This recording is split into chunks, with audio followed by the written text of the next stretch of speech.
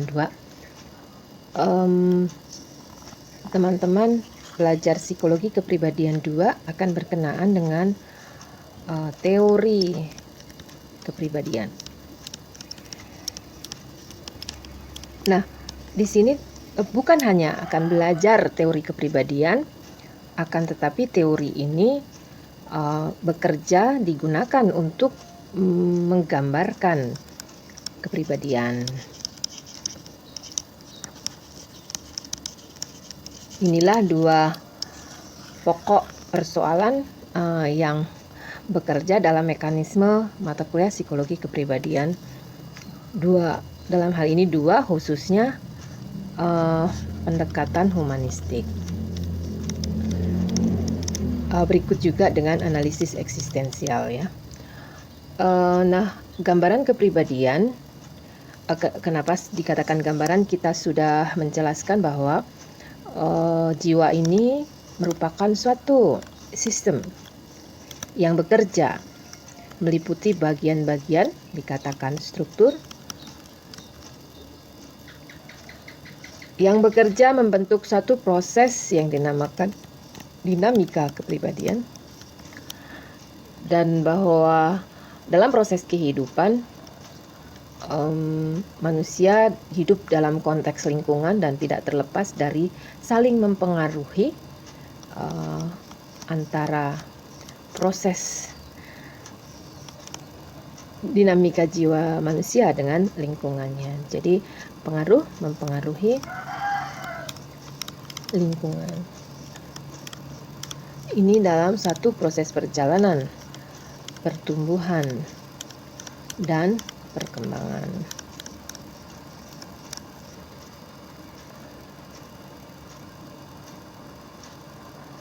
Artinya, 1 struktur dan 2 dinamika berlangsung di dalam proses pertumbuhan dan perkembangan, pengaruhnya dan juga dipengaruhi oleh lingkungan. Nah, dengan demikian bahwa kita akan menguasai suatu teori kepribadian yang dibangun oleh para ahli atas dasar pandangan pendekatan atau grand teori kepribadian.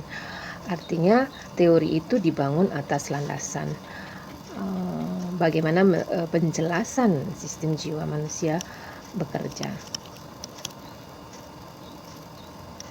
Nah, teman-teman, yang patut digarisbawahi di sini bahwa kita tidak akan hanya menguasai suatu teori, akan tetapi nantinya teori itu digunakan di dalam menjelaskan sistem jiwa bekerja.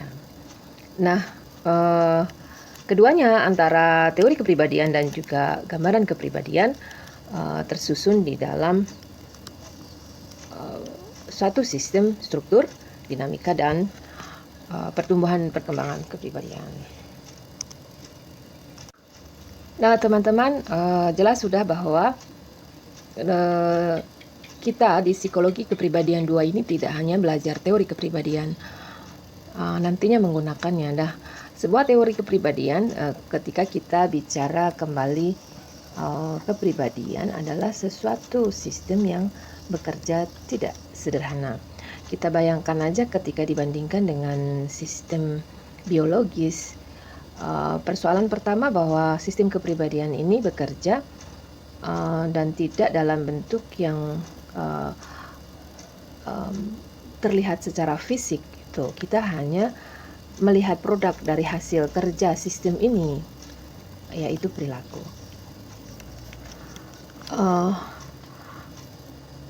Jika kita bayangkan di dalam sistem biologis,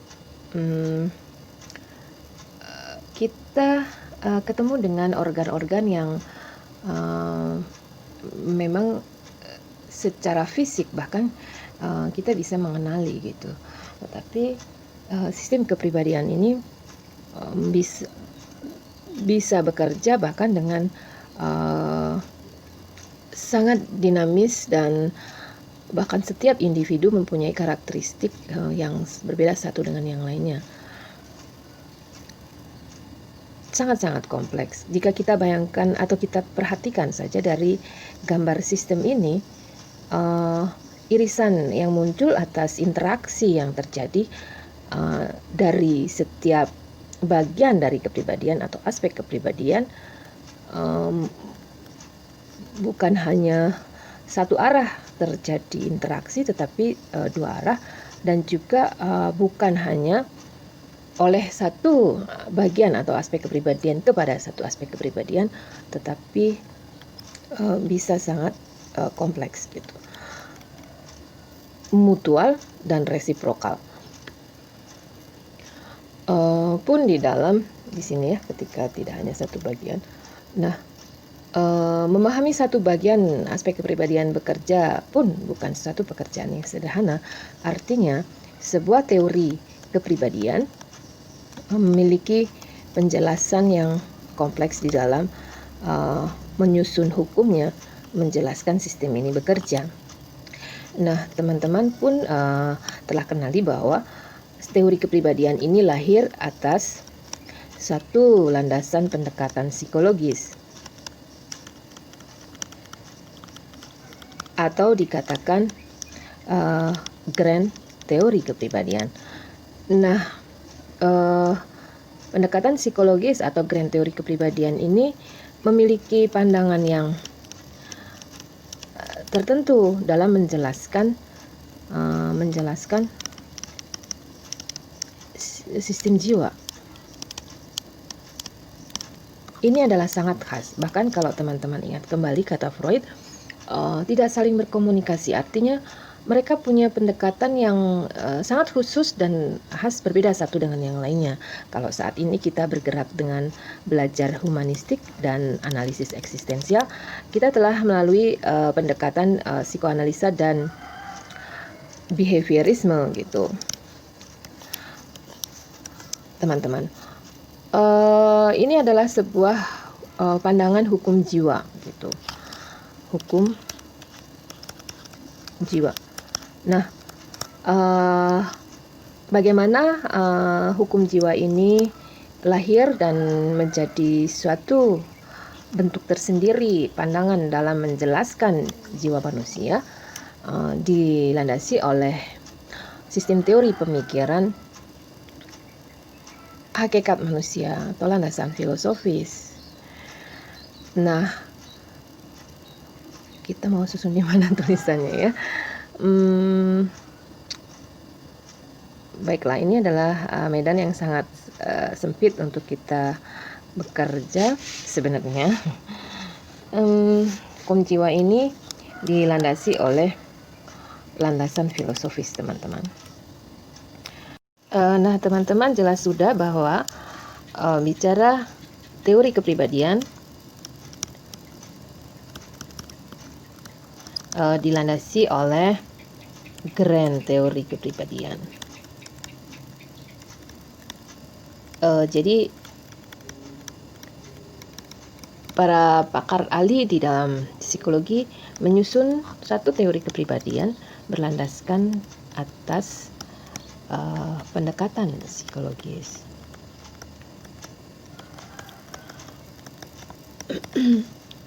Yang menjelaskan bagaimana pandangannya atas hukum jiwa manusia bekerja.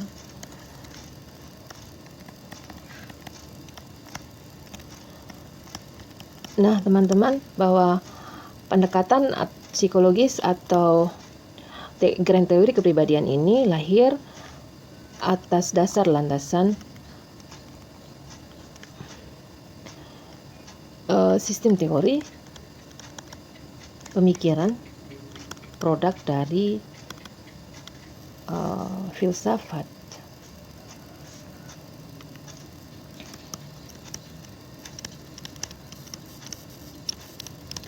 Atau landasan filosofis.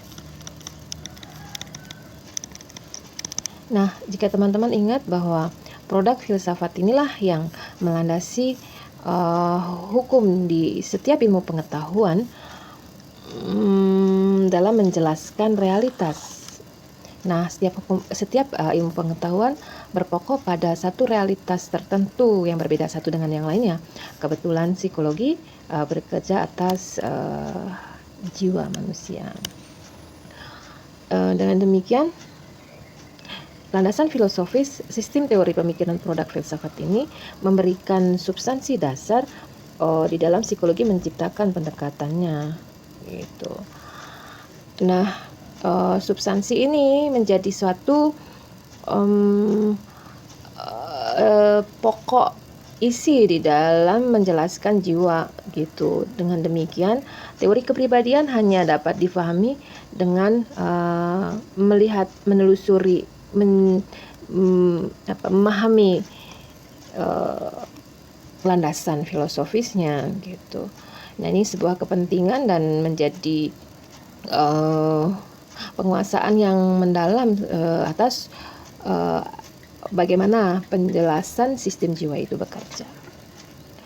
Clear teman-teman apa yang menjadi pokok-pokok konsep yang kita identifikasi di sini dan bekerja konstruktif di dalam mekanisme kerja menguasai psikologi kepribadian 2. Nah, psikologi telah mengembangkan bergerak sepanjang perjalanan psikologi bekerja menciptakan satu pendekatan yaitu psikoanalisa, kemudian behaviorisme, dan saat ini yang menjadi pokok pekerjaan kita adalah humanistik. Nah, teman-teman masing-masingnya bekerja dengan sangat khusus karena memiliki pandangan yang sangat berbeda di dalam menjelaskan jiwa manusia bekerja. Psikoanalisa menjelaskan bahwa sumber daya jiwa itu adalah insting. Dia bekerja secara mekanis,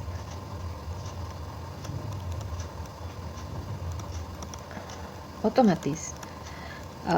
Insting ini berada di medan unconscious, di bawah ketidaksadaran, dan menjadi sumber daya menggerakkan jiwa dalam kepentingan khusus untuk dipuaskan. Nah, dengan demikian perilaku adalah tindakan untuk memuaskan insting di dalam pandangan psikoanalisa. Proses ini menjadikan suatu drama tersendiri karena dunia atau kehidupan justru adalah penghalang untuk insting dipuaskan. Dengan demikian, proses kehidupan yang terjadi adalah benturan antara atau dikatakan konflik antara dorongan untuk dipuaskan dan dunia yang menjadi penghalang. Ketika konflik ini berlaku secara dramatis dan menyakitkan, terjadilah trauma.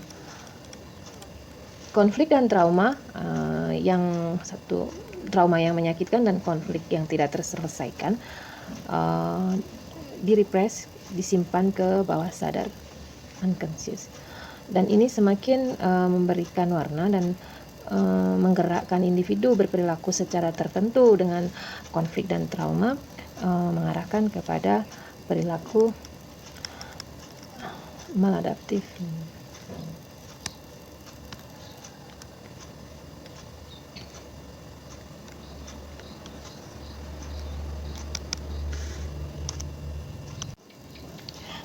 Perilaku maladaptif.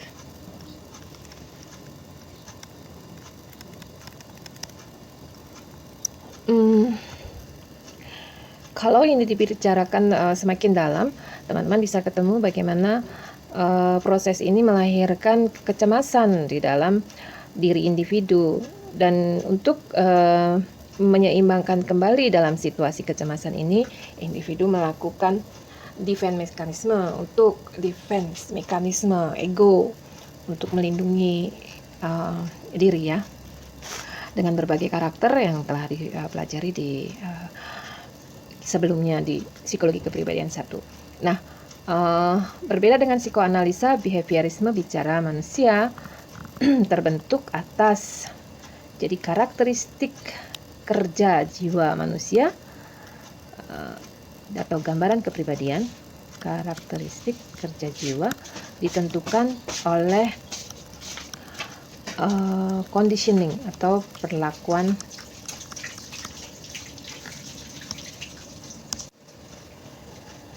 atau pola perlakuan lingkungan. Ada pola, jadi conditioning atau situasi lingkungan pada dasarnya memiliki karakteristik pola. Karakteristik ini katakan pola perlakuan, sehingga pola perlakuan ini akan menentukan pola karakteristik jiwa atau respon di mana sebagai produk dari sistem jiwa ini bekerja. Teman-teman, ketika perilaku ini dengan karakteristik tertentu cenderung diharapkan dan tidak, maka akan dikasih suatu reinforcement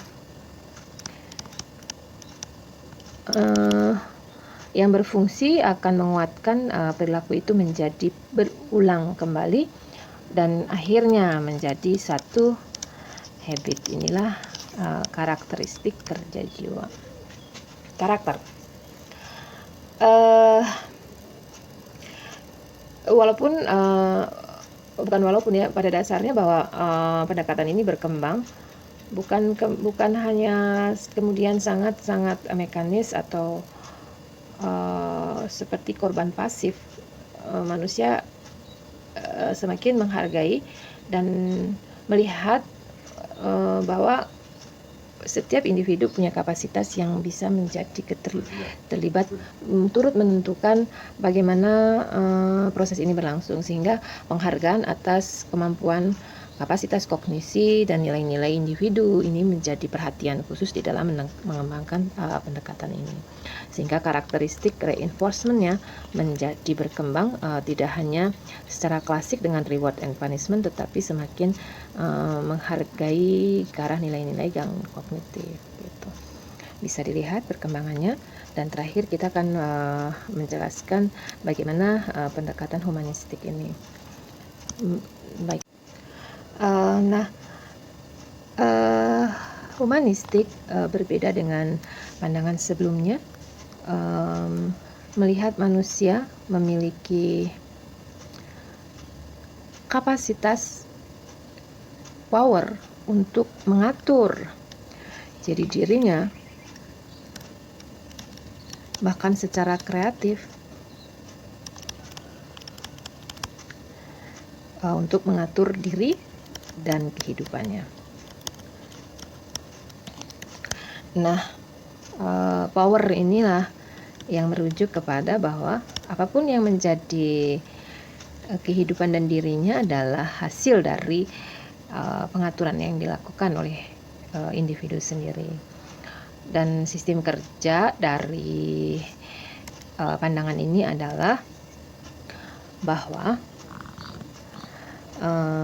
manusia membentuk karakteristik diri, realisasi dirinya, being, seperti tertentu sesuai dengan apa yang dia inginkan. Jadi punya power untuk mengatur secara kreatif diri dan kehidupannya, meliputi diri dan kehidupan. Bagaimana dia melakukan berpokok pada pemanfaatan potensi. Jadi individu secara fitrah memiliki potensi anugerah Tuhan yang kemudian dimanfaatkan, diaktualkan dari memanfaatkan bergerak lagi untuk kemudian dikembangkan. Nah, inilah membentuk karakteristik diri dan kehidupannya.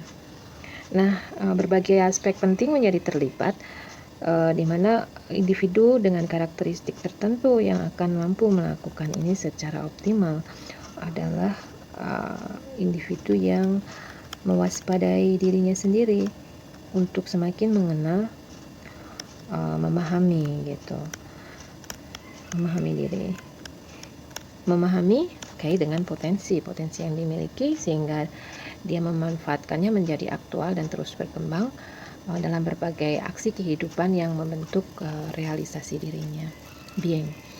Nah, lebih dalam dari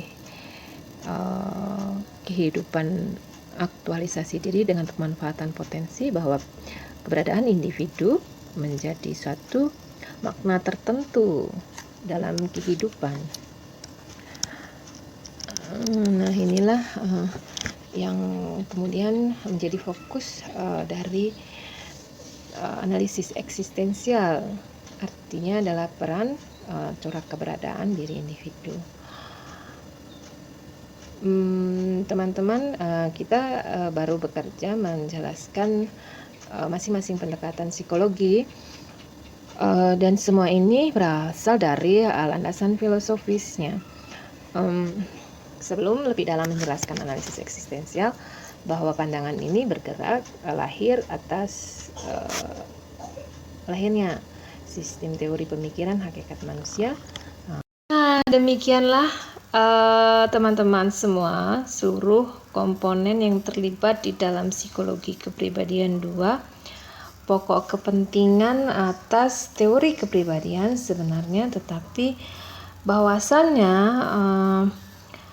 pemahaman kuat akan sistem kerja teori kepribadian akan mengantarkan kita untuk memahami, menjelaskan, bahkan memprediksikan kepribadian atau sistem jiwa dalam aktivitas yang dilakukan psikologi adalah assessment. Dan akhirnya bahan pemahaman ini akan digunakan sebagai dasar melakukan suatu penanganan atau intervensi gitu. Nah, bisa dibayangkan bahwa bahkan mengantarkan kita pada tindakan untuk melakukan pengendalian atas jiwa manusia, sehingga pemahaman kuat teori kepribadian ini baru bisa dicapai berkenaan dengan substansi pokok sistem teori pandangan untuk menjelaskan jiwa bekerja yang didasari oleh landasan filosofis penjelasan tentang hakikat jiwa manusia.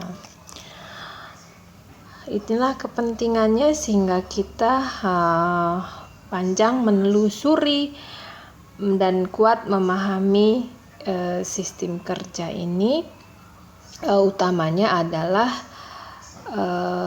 mampu nantinya mengenali bagaimana sistem jiwa bekerja dalam gejala-gejala jiwa yang kita temui di dalam aktivitas psikologi bekerja. Nah, sangat-sangat tidak sederhana, dan pijakan ini membawa dan mengantarkan kita semua untuk mahir menggunakan teori kepribadian dalam rangka menjalani aktivitas kita membantu manusia sejahtera, bahagia. Terima kasih, mudah-mudahan memberikan ilustrasi yang gamblang.